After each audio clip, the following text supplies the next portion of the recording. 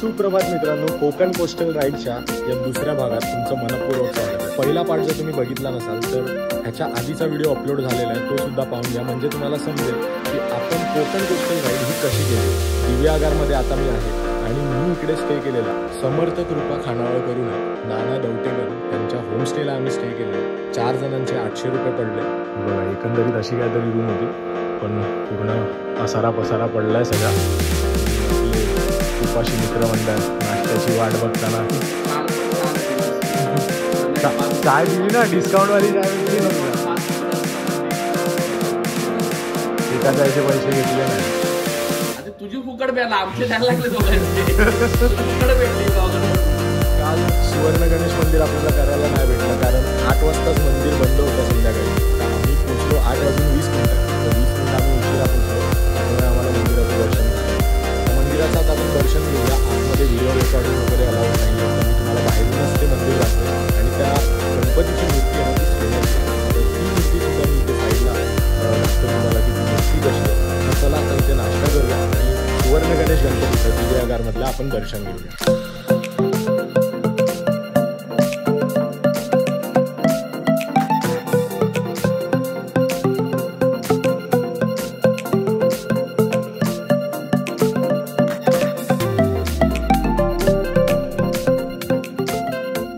दिव्यागार येथे 17 नोव्हेंबर 1997 रोजी संकष्टी चतुर्थीच्या दिवशी द्रौपदी धर्मा पाटील यांच्या शेत जमिनीत बागकाम करत असताना गणपतीचा सोन्याचा मुखवटा त्यांच्या बागेच्या जमिनीत सापडला। तो मुखवटा ह्याच गणेश मंदिरात ठेवण्यात आला, म्हणून या मंदिराला सुवर्ण गणेश मंदिर असे नाव पडले। दिनांक 24 मार्च 2012ला मंदिरात दरोडा पडून सुवर्ण गणेश मुखवट्याची चोरी झाली।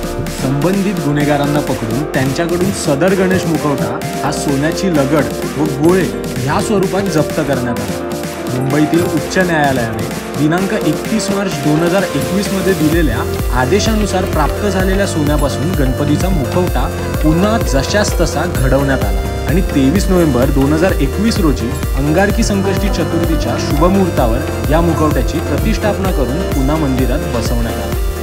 जस्ट आपण सुवर्ण गणेश या मंदिराचं दर्शन घेतलं, आता इथून आपण निघणार आहोत गणपतीपुळेसाठी। नक्की जी मंदिर आहेत ती तुम्हाला आता मोठ्या सेटअपमध्ये सांगतो।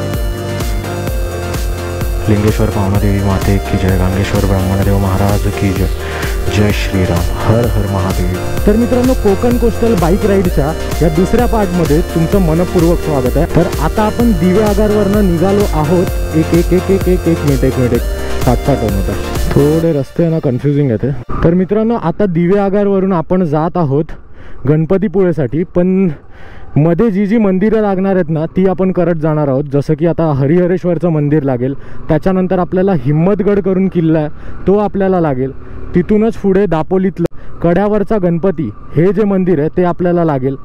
नंतरच चंडिका देवी मंदिर आहे ते सुद्धा आपण करणार आहोत, वेळणेश्वर मंदिर वगैरे ही सगळी मंदिरं करत आहे ना आपण गणपतीपुळेला जाणार आहोत। कोकणातले हे जे छोटे छोटे रस्ते आहेत ना मित्रांनो, हे एक्सप्लोर करत जाण्यात आहे ना जी मजा आहे ना ती कशातच नाही। आणि आता सकाळचे वाजलेत 9:15 होत आलेत। ॲक्च्युली आम्ही सकाळी आहे ना गणपती मंदिर केलं, जसं तुम्ही मगाशी आता बघितलात, त्याच्यामुळे थोडा लेट झाला। हे ॲक्च्युली काल करायचं होतं आम्हाला, पण ते मंदिर 8 वाजता बंद होतं, त्याच्यामुळे ते राहून गेलेलं। समजा आता मी इथून डायरेक्ट हरिहरेश्वर टाकलं ना तर मला गुगल मॅप कोस्टल रूट नाही दाखवणार, पूर्ण फिरून दाखवणार। तर म्हणून मी पहिला टाकलं डायरेक्ट आरवी बीच, तर मला कारण कोस्टल रूट करत जायचं आहे, तर मला ही जी कोस्टल लाईन आहे ना ती मला सोडायची नाही। आता माझ्या राईट साईडला आहे ना सी रॉक बीच आहे दिव्यागारचा। तर आता या झाडाझुडपांमध्ये तुम्हाला दिसणार नाही, वेडी वाकडी वळण आहेत, कॉर्नरिंग करायला मजा येते। पूर्ण लाल माती आहे बघा आजूबाजूला। हॉर्न दे आणि ओव्हरटेक। हा जबरदस्त समोर माझा व्ह्यू तुम्ही बघताय, अथांग पसरलेला समुद्रकिनारा. हा हा हा, अशक्य सुंदर कोकणातला हा कोस्टल रोड, जबरदस्त. माझ्या मते कदाचित हा आरवी बीच असावा. काय व्ह्यू आहे, काय व्ह्यू आहे, शब्दात वर्णू नाही शकत मी. सुंदर. कोंडवली बीचवर आता आपण आहोत, म्हणजे माझ्या राईट साईडला कोंडवली बीच आहे. जसं जसं आता आपण रत्नागिरीमध्ये एंटर करू ना, समुद्र किनारे हे निळाशार होत जातील. आता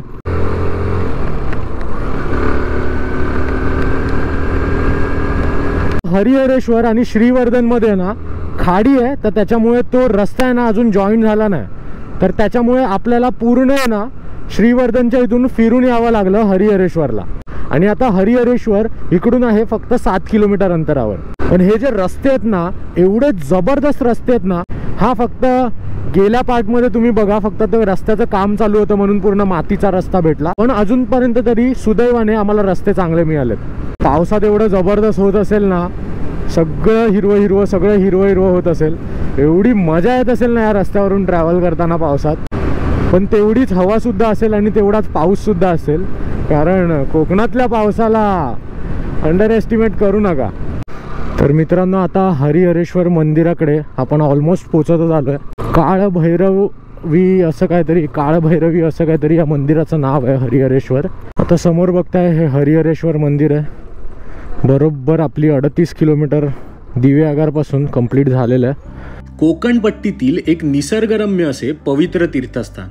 एका बाजूला हिरव्यागार गर्द वनश्रीने नटलेला डोंगर, तर दुसऱ्या बाजूला नयनरम्य स्वच्छ व निळा समुद्र व रुपेरी वाळूने आकर्षित करणारा अमर्याद समुद्र किनारा. तसेच नारळी पोफळींच्या बागांच्या साक्षीने आणि डोंगरदऱ्यांच्या कुशीत विसावलेले हे तीर्थस्थान आहे. रायगड जिल्ह्यातील श्री क्षेत्र हरिहरेश्वर हे स्थान दक्षिण काशी म्हणून प्रसिद्ध आहे. हरिहरेश्वरला भारतातील एक महत्त्वाचे तीर्थस्थान मानले जाते. हरिहरेश्वर हे गाव ब्रह्मगिरी, विष्णुगिरी, शिवगिरी, पार्वती या 4 टेकड्यांच्या कुशीत आहे. हरिहरेश्वराचे देऊळ बरेच जुने आहे. ते शिवकालीन असावे असा अंदाज आहे, परंतु बांधकामाचा निश्चित कालखंड अजूनही सांगता येत नाही. तर मित्रांनो, आताच आपण हरिहरेश्वर या मंदिराचं दर्शन घेतलं. आणि जे काळभैरव मंदिर आहे ना हरिहरेश्वराचं, तिथे आतमध्ये आहे ना व्हिडिओ शूटिंग अलाउड नाही आहे, पण तरी पण मी दाखवण्याचा प्रयत्न केलेला आहे थोडा. तर दर्शन घेतलं आणि जस्ट बाहेर आलो. पण जे मंदिरात जे लाकडावर नक्षीकाम केलेलं, शशादा काय बोलतो, जबरदस्त. काय बोलतो विराज?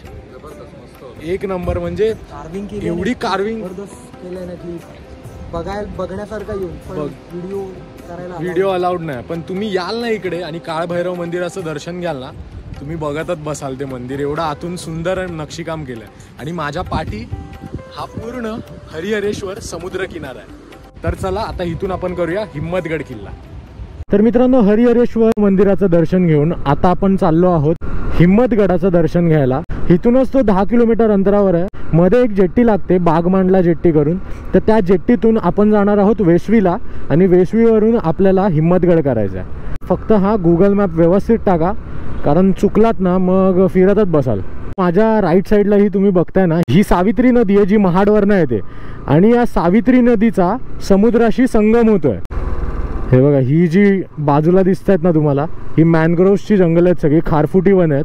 ह्या झाडांमुळेच हा सगळा प्रदेश सुरक्षित आहे. जेव्हा समुद्रात वादळ येतो तेव्हा ह्या झाडांमुळे समुद्राचं पाणी हे रोखलं जातं. तर ह्या खारफुटी वनांचा खूप आपल्या निसर्गाला एक गरजेचा असा वाटा आहे. तर त्याच्यामुळे हे मॅनग्रोव्ह टिकवणं खूप गरजेचं आहे. जेट्टी लागली आहे रे, चलो चला, जेट्टी लागली आहे. नशीब चांगलं आहे आपलं शशादा, दोन्ही टायमाला आपल्याला जेट्ट्या डायरेक्ट नाही तर 1-1 तासांनी जेट्टी आहे. अवंतिकामध्ये जायचं आहे आपल्याला.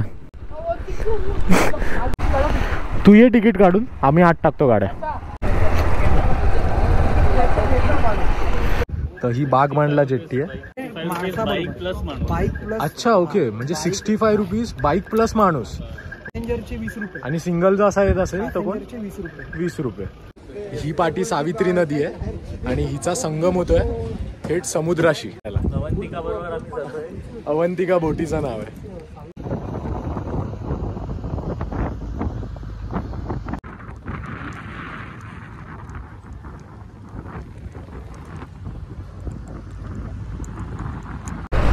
देव बरोबर करतो. गाडीवर लिहिलंय या. तर फायनली आता वेसवीला उतरलोय. वेसवीची खाडी बघ आईला जबरदस्त रे.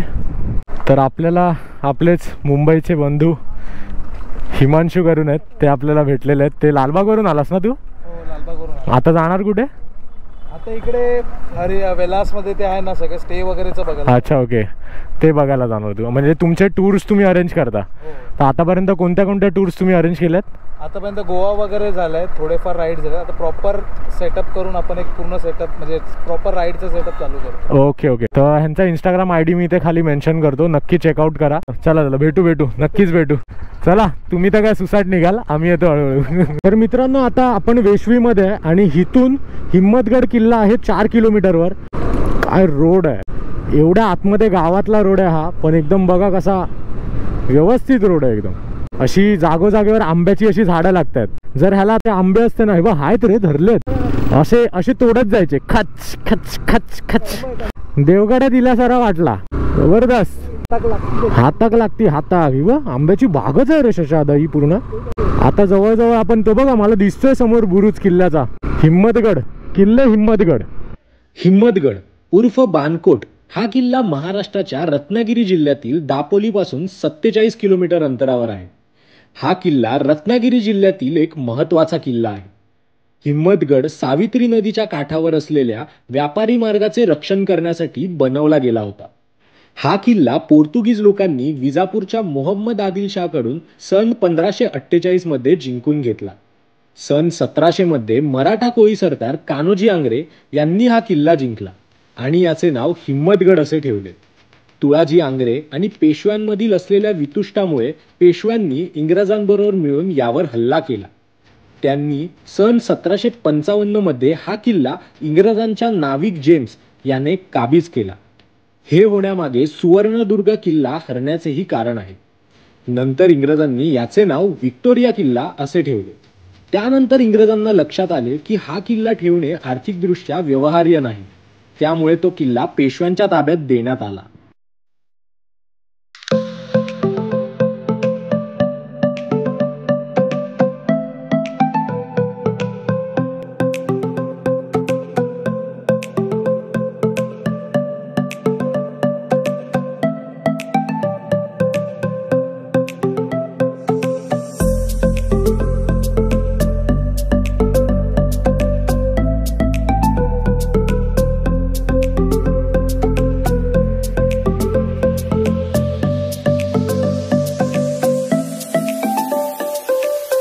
आत्ता जस्ट आपण वेळास हे जे बीच होतं ते आपण क्रॉस केलं. हा इकडे वेळास बीच आहे आणि वेळास बीचच्या इथूनच तुम्हाला ही जी नदी आहे ना ही क्रॉस मारायची आहे. कारण इकडे ना जेट्टी नाही आहे क्रॉस करायला आहे बघा. मग तुम्हाला काय करायचं आहे, पूर्ण फिरून ह्या साईडला इकडे ब्रिज आहे हा बघा. हा ब्रिज तुम्हाला क्रॉस करून पुन्हा ही नदी अशी रिव्हर्स येऊन इकडे जॉईन व्हायचं आहे पुन्हा. हे बघा, ह्या पुलासाठी आपल्याला एवढं पूर्ण फिरून यावं लागलं. आता जेवढं आलो ना तेवढं परत पाठी जायचंय. तो ब्रिज क्रॉस करून फायनली आता आपण अपोजिट साईडला आलो आणि इथून आपल्याला परत केळशीला जायचं आहे. आणि केळशी आहे ना इथून 9 किलोमीटर दाखवत होता पाठून. म्हणजे टोटल तो 10 किलोमीटरचा अपोजिट पट्टा आणि 10 किलोमीटरचा हा असा परत रिटर्न पट्टा. झुंड आई शपथ, साईड सब कुछ. आईला लादबीत मारायची. आजोबा म्हशी जरा त्यांची काहीतरी लँग्वेज आहे वाटतं ना साईड करायला. ये हिची शिंगोबच आयला केवढी मोठी आहेत ये भाई. आता या कुठल्या लोकेशनला आलोय मला एक्झॅक्ट माहित नाही, पण इथून कड्यावरचा गणपती हा 8 किलोमीटर अंतरावर आहे. दापोलीमध्ये आपण ऑलमोस्ट एंटर केलेलं आहे. तर मित्रांनो, कड्यावरील श्री गणपती देवस्थान आंजरल्याचं आता माझ्या समोर आहे याचा गेट. तर चला, गणपती बाप्पा मोरया. श्री कड्यावरील गणपती हे मंदिर डोंगरावर असल्याने त्यास कड्यावरील गणपती असे नाव पडले असावे. या मंदिराबाबत अशी आख्यायिका आहे की प्राचीन काळी हे मंदिर गावातील समुद्रकिनारी होते. कालांतराने समुद्राची पातळी वाढून भरतीच्या वेळी ते जलमय होऊ लागले. काळाच्या ओघात ती वास्तू जलाधीन झाली. परंतु काही वर्षांपूर्वी वर्षातून एकदा दोनदा पूर्ण ओहोटी असते तेव्हा पाण्यातील मंदिराचे अवशेष दिसत असायचे. अलीकडच्या काळात आता ते दिसत नाहीत. नंतर प्रस्तुत मंदिर हे डोंगरावर बांधले गेले व गणपतीने नवीन मंदिरात प्रवेश करताच पहिले पाऊल डोंगर माथ्यावर ठेवले आणि जे अजूनही दिसते, आणि दुसरे पाऊल थेट मंदिरात ठेवले. मंदिराचे तत्कालीन व्यवस्थापक श्री रामकृष्ण भट हरिनित्सुरे यांना असा दृष्टांत झाला की मंदिर खूप जीर्ण झाले आहे. त्यानंतर त्या जागी त्वरित नवीन मंदिर बांधा असे रामकृष्ण भट यांनी पुणे येथे जाऊन त्यांचे यजमान श्री दादाजी घाणेकर आणि रघुनाथ कृष्ण भट धारवड यांना दृष्टांताची हकीकत सांगितली. त्या दोघांच्या आर्थिक मदतीने रामकृष्ण भट यांनी मूळ कौलारू मंदिराच्या जागी आज विद्यमान असलेल्या जांभ्या दगडाचे कलशायुक्त मंदिर नव्याने उभारले. तर मित्रांनो, आताच आपण कड्यावरील गणपतीचे आपण दर्शन घेतलं. तर इथून आता आपल्याला जायचं आहे दाभोळ जेट्टी पकडायला आणि परशुराम टेकडी करून ते सुद्धा बघायचं आहे. तर आता सीन असा झाला आहे, वाजले इथे 6 म्हणजे 7 वाजेपर्यंत आता काळोख होईल. तर चंडिका देवी मंदिरसुद्धा करायचं होतं, बट आता प्रॉब्लेम असा झाला आहे की ही दोन्ही मंदिरं आपल्याला करताना काळोख असेल. तर ठीक आहे, बघूया, जेवढी होतील मंदिरं तेवढी करत जाऊ, कारण काळोखात एक्सप्लोअर करणं आणि तुम्हाला सुद्धा दाखवणं थोडं कठीण होऊन जाईल. जर तुम्ही जर प्लॅन करत असाल ना तर ही अशी मंदिरं तुम्ही करत जाऊ शकता. आम्ही कसे व्हिडिओ शूटिंग करत गेलो, ड्रोन वगैरे फ्लाय करत गेलो, त्यामुळे आम्हाला उशीर झाला. पण एवढा उशीर होत नाही. दाभोळची जी जेट्टी आहे ना ती फक्त तिचे टायमिंग्स आम्हाला माहिती नाहीत, कारण 1-1 तासाने 1-1 जेट्टी आहे. तर आणि ती बंद किती वाजता होते ह्याचं टायमिंगसुद्धा माहिती नाही. बघू आता कसं काय ते. ही दाभोळची जेट्टी आहे ना, किती वाजेपर्यंत चालू असते? 9 वाजेपर्यंत असते ना? 9 वाजेपर्यंत आहेत का ते? अच्छा, आणि बाईक बिक टाकू शकतो ना आतमध्ये? हा चल, म्हणजे आता एवढं तर समजलं की 9 वाजेपर्यंत फेरी आहे. तर आता टेन्शन नाही, पण तरी पण ठीक आहे, थोडं टंगळ मंगळ नको करूया, व्यवस्थित टायमातच पोहोचू. तरी नशीब इथे पूल आहे, नाही तर परत काहीतरी फिरून जावं लागलं असतं आपल्याला. आपलं काय काय बाकी राहिलं? परशुराम टेकडी बाकी आहे, चंडिका देवी मंदिर बाकी आहे, वेळणेश्वर बाकी आहे, मग नंतर गणपतीपुळे आहे आपलं. हा तुम्ही समुद्र किनारा बघताय ना, हा हरणे बंदराचा समुद्र किनारा आहे. तर स्पेशली मला कोकण कोस्टल रूट सोडायचा नव्हता, म्हणून मी या आतल्या रोडने गाडी टाकली. पण गुगल मॅप मला नुसता तोच रोड दाखवतोय बाहेरचा. आता का ते मला काय समजत नाही, कारण इथून शॉर्टकट आहे तरी बऱ्यापैकी. आणि माझ्या समोर तुम्ही बघताय सुवर्णदुर्ग किल्ला.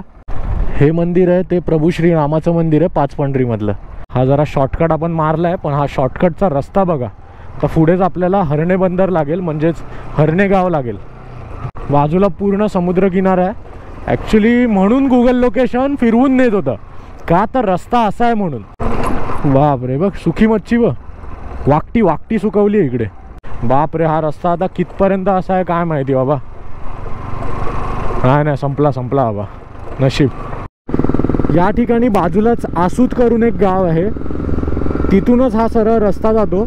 आता इथून दापोली मला 7 किलोमीटर दाखवत आहे आणि परशुराम टेकडी आहे ती मला इथून 18 किलोमीटर दाखवते.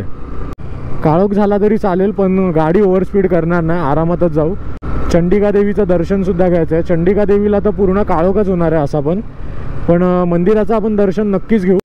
मला वाटत नाही मी परशुराम टेकडीला उजेडात पोचेन, बघूया. पण ते सुंदर अशी मूर्ती आहे, ती परशुरामाची पृथ्वी आहे आणि पृथ्वीवरती उभी परशुरामाची मूर्ती आहे. फायनली आता आपण परशुराम टेकडीजवळ पोचलेलो आहे, पण काळोख झालेला आहे आणि माझ्यासमोर परशुरामाची पृथ्वीवरती उभी भली मोठी मूर्ती आहे. ही बघा, आता ही थोडी दाखवण्याचा प्रयत्न करतोय तुम्हाला मूर्ती. ते पृथ्वी आहे आणि पृथ्वीवरती परशुरामाची भली मोठी मूर्ती आहे. हा आता दिसते मस्त. विशाल तिथे लाईट मारतोय, त्याच्यामुळे ही मूर्ती थोडी तरी विजिबल होते. बघा इकडे टाइम दिलेले आहेत, सोमवार ते शुक्रवार सकाळी 9 ते संध्याकाळी 6 आणि शनिवार ते रविवार सकाळी 8 ते संध्याकाळी 6. जेव्हा तू प्रॅक्टिकली जेव्हा रोडवरती ड्रायव्हिंग करशील तेव्हा तुला किती वाजतील असं तर नाही ना की तुझ्या नॉर्मल स्पीडने गाडी चालवणार. बरोबर. 100च्या स्पीडने गाडीनं चालवणार. बाप रे, हा त्या परशुराम टेकडीपासून हा जो रस्ता जातोय ना दाभोळला, तो असला जंगलातून रस्ता आहे ना, बाप रे. शक्यतो रात्रीचं या रस्त्यातून ट्रॅव्हल करणं टाळा. बघा कसलं घनदाट जंगल आहे. ओ भाई साहब, अख्ख्या रस्त्यावर मला फक्त एक स्ट्रीट लाईट दिसली आतापर्यंत. आज काहीतरी नेक्स्ट लेवलच ॲडव्हेंचर झालं रे बाबा. तर मित्रांनो, आत्ता जस्ट चंडिका देवीचं आपण दर्शन घेतलं दाभोळमधल्या. आम्ही होप सोडलेले की आम्हाला वाटलं की आता दर्शन होणार नाही. आम्ही तसेच तिथून गेटच्या इथूनच पाया पडून असेच निघत होतो. पण तेवढ्यात अचानक बोलतात ना, एक चमत्कार झाला. एक आले काका, ते बोलले की अरे या तुम्ही, आम्ही दर्शन देतो, उघडून देतो तुम्हाला. आणि जस्ट आम्ही निघतोय आणि तेवढ्यात ते आले आणि त्यांनी जो गुफेचा दरवाजा आहे ना तो ओपन केला. आणि आम्ही तर निघालोच होतो, म्हणजे ऑलमोस्ट निघालेलो. म्हणजे आमचं डाऊनफॉलच झालेलं की असं वाटलं की इतक्या लांब आम्ही आलो. आणि मला वाटतं आम्ही आत्ता जे असं स्पीडमध्ये फटाफट आलो होतो काळोगामध्ये, म्हटलं की पण बघितलं तर बंद दिसलं. पण जाता जाता ते अचानक आले असे समोर आणि अरे मंदिराचं दर्शन होईल तुम्हाला, आणि त्या गुहेत घेऊन गेले. आणि देवीचं जे रूप आहे ना ते मी आता नक्की आहे इथे शब्दात मी सांगू शकत नाही. आणि व्हिडिओ शूट तर तिथे अलाउड नाही म्हणून मला ती दाखवायची सुद्धा इच्छा झाली नाही, कारण मी स्वतः ते देवीचं रूप बघून हरवून गेलो.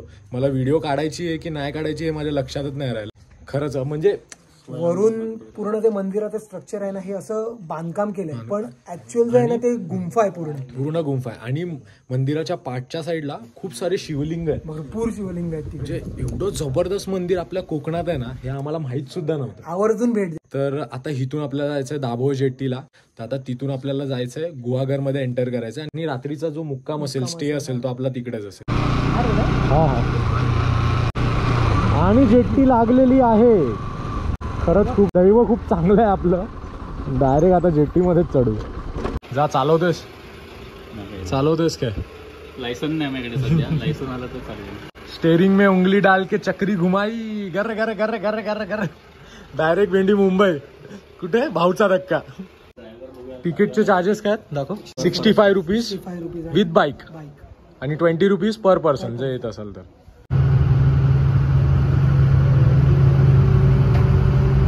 जस्ट आता दाभोळ जेट्टीतून आम्ही बाहेर पडलो आणि गुहागर इथून आहे 16 किलोमीटर आणि वेळणेश्वर इथून आहे 38 किलोमीटर. आता जेवूया आणि रूम स्टे बघूया आणि डायरेक्ट गुहागर मध्येच आता स्टे करूया आपण. रेडी शशा? आता चल.